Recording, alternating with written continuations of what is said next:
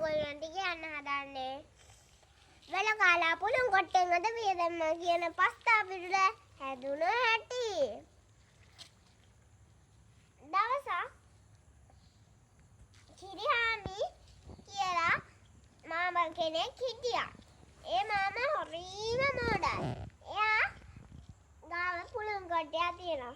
ළමයෙක් බලා ගන්නවා වගේ හරිම ආදරේ. ඉතින් කිරිහාමිට මතක් වෙනවා එයාගේ නගාව. එයා නගා බලන්න ඕනේ කියලා ඒ කිරිහාමි නගාව බලන්න පිටත් වෙනවා. ගොඩාක් දුර දැන් ගිහිල්ලා. දැන් ඉතින් එයා හරිම දැන් මහන්සි. ඒ ගාව දොළ පාලක් තිබ්බා.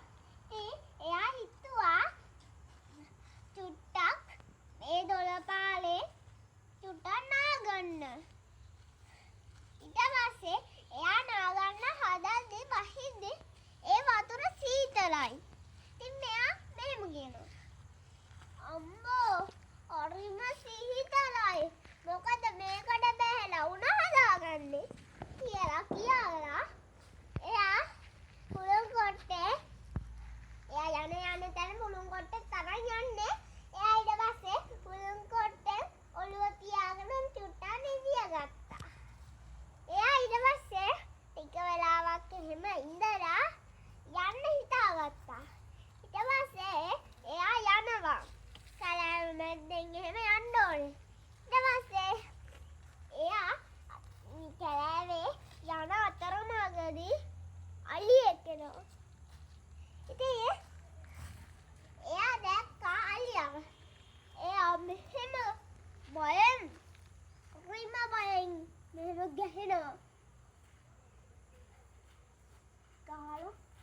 බයෙන් ගහනවා. ඉතින් එයා හිතුවා එයා ගහක් යටට එන අනේ පුළුන් කොට්ටේ මා බේරගන්න කියලා පුළුන් කොට්ටෙන් මුණ වහගත්තා. අලියා යන්න ගියා. ඉතින් ඒ කිරිහාමි මේ මුණෙන් අයින් කරා. ඊට පස්සේ අනේ පුළුන් කොට්ටේ මගේ ජීවිතේ බේරුණා. ඔයා ඉන්නනේ මට පිටට ඉන්න ඔයා විතරමනේ. හැබැයි ඉතින් අලියා කිරිහාමිව දැක්කේ නෑ. කිරිහාමි දැන් හිතන් ඉන්නේ පුළුන් කොට්ටේ තමයි කිරිහාමිව බේරගත්තේ කියලා. අලියා දැක්කේ නෑ. දැක්කද පුංචි යාළුවනේ කොච්චර මෝඩද? ඉතින් එයා යන අතරමඟදී එයා අතරමං වුණා. එයාට පාර හොයාගන්නත් බැහැ. සමහරු තන් වැහිලා යන්න බෑ. ඉතින් එයා පුළුන් කොට්ටට මෙහෙම කිව්වා. ඔයා මගේ පිටට විතරමනේ ඉන්නේ. පුළුන් කොට්ටේ නගාලා ගෙදර යන්න පාර හොයලා දෙන්න කියලා උඩට විසික් කරා. ඊට පස්සේ ඒ පුළුන් කොට්ටේ ගහක පැටලුණා. ඉතින් කිරිහාමි කියනවා මෙහෙම. පුළුන් කොට්ටේ බිමට බහින්න ඉක්මනට නගාලා ගෙදර යන්න. අනේ පුළුන් කොට්ටේ බිමට බහින්න මං ඔයාට කොච්චර ආදරේද? අනේ පුළුන් කොට්ටේ බිමට බහින්න කියලා මේ එයා ඔළුවත් අල්ලගෙන කෑ ගහනවා. ඊට පස්සේ එයා කෝට්ටක් අරගෙන මෙහෙම කියනවා. මගේ යාළුකම දැන් ඉවරයි ඈ. එයා මෙහෙම කියනවා. ආයෙත් ගුටි කනවද බිමට බහිනවද? කුඩි කනවද බිමට බහිනවද? ගුටි කනවද බිමට බහින්නේ?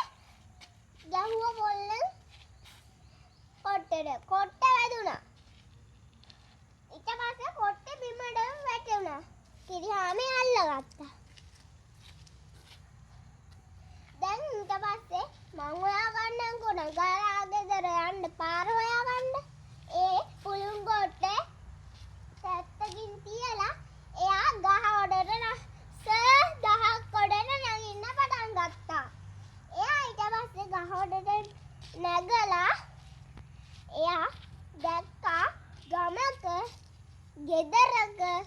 වහලයක්. ඉතින් එයා දැක්ක හින්දා එයා මේ ගහෙන් බිමට බැහැලා එයා පුළුන් ගොඩට අතට අරගෙන මේ පාර දිගේ ගියා. ඊට පස්සේ එයා කොහොම හරි ගමකට සේන්දුනා. ඊට පස්සේ මේ මිනිස් පරාණයක් වන්නේ ගොවියොත් නෑ. ඒක උන්දලා ගෙදර වලට වෙලා නැති. ගෙදරකට ගිහිල්ලා අහගන්න ඕනේ නගාලා ගෙදර. ඉතින් කියාමි පේන දුරක මේ ගෙදරක් එහෙම තියෙනවා. ඉතින් කියාමි මෙහෙම කියාමිටත් බඩගින්නක් මේ ඇවිල්ලා ඉතින් කියාමි මෙහෙම කියනවා. අම්බා බද්දට ගිහිල්ලා අලයක්වත් දරගන්න බැරි වුණානේ.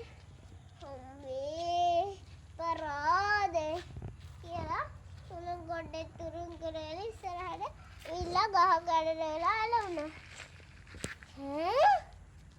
මොකද්ද මේ කුසුම? පුළුන් ගොඩේ පුසුමෙන්න තැන හොයාගන්න. කොහෙන්ද පුසුමෙන්නේ කියලා හොයාගන්න. මම ඔන්න සික්කනා අපෝ නෑ මන්ට හොයාගෙන නැති වෙනවා. මම හොයාගන්නම්කෝ. කිරියාමි එහෙම කියලා පුදුම් කොට්ටේ පැත්තකට තියලා මේ බැලුවා එහෙම තනම. ඔර තියෙන්නේ මොකද්ද දන්නවද පුදුම් කොට්ටේ? වැලපොදම. ඊට කිරියාමි වැල ගාවට ගිහිල්ලා මේ කඩාගෙන ඇවිල්ලා වැඩිය කාලා හැම චුට්ටක් වෙලා දැන් මෙහෙම අම්බා හරි මමරුයි බඩ පැලෙනකම්ම කෑවා.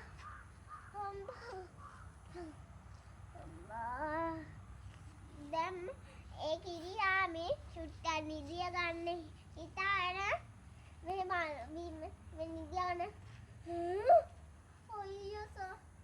අයියෝ ඇඟ පුරාම කුහුල්ල. එයා තව කෝල්ල ගහගෙන එම්ම තමයි ඇඟේම. දැන් එයා මෙහෙම ගිය ලොක් දොරක් විදක් වන්නේනේ. මේ අත ටික පියාගන්න. පුදුම් කොට්ටේ ඔයානේ මගේ පිහිටට ඉන්නේ. පුදුම් කොට්ටේ කොහොමද මේ කොහොල්ල ටික අරගන්නේ? පුදුම් කොට්ටේ මම පුදුම් කොට්ටේ කොහොමද ගන්නේ? කොහොමද මේ අත පියාගන්නේ? දැන් ඊට පස්සේ එහෙම කියලා එයා පුළුන් කොට්ටේ අතට අරගත්තා. එයා මෙහෙම මැදින් ඉඳලා පුළුන් දෙක එළියට ගත්තා. ඊට පස්සේ මෙහෙම පුළුන් කොට්ටේ මහම මෙහෙම කරාට සමාවෙන්න මම ඔයාලට ගොඩක් ආදරෙයිනේ කියලා පුළුන් කොට්ටෙන් පුළුන් ටික අරගෙන එම තැනම ගාගන්නවා. ඊට පස්සේ මුළු ඇගේම ගාගන්න. පුළුන් කොට්ටේ මේ මොකද තව නැලෙන්නේ. පුළුන් කොට්ටේ අයියේ දැක්කනේ යාළුවනේ. දෙයක් කරද්දී වැඩේ අනාගත්තාම ඔය පස්තා පිරවල තමයි යොදාගන්නේ. යාළුවනේ මගේ වීඩියෝ එක හොඳයි නම් ලස්සනයි නම් මට ලයික් එක දාන්න. මගේ ලයික් එකක් දාපු නැති පුංචි ළමයි ඉන්නවනම් මගේ යාළුවෝ ඉන්නවනම් ලයික් එකක් එහෙම